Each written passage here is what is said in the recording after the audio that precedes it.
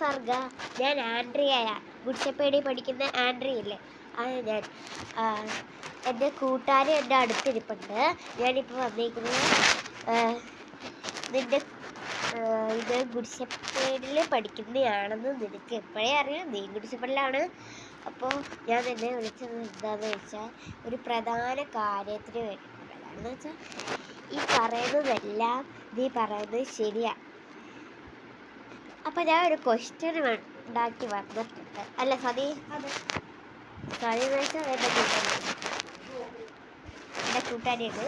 അപ്പോൾ ഞാൻ കാണിച്ചു തരാം സർഗയ്ക്ക് വേണ്ടി ക്വസ്റ്റ്യൻസ് ഉണ്ടാക്കുന്നത്. ഓക്കെ, ഞാൻ നോക്കട്ടെ.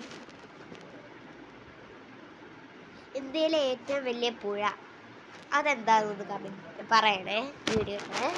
പിന്നെ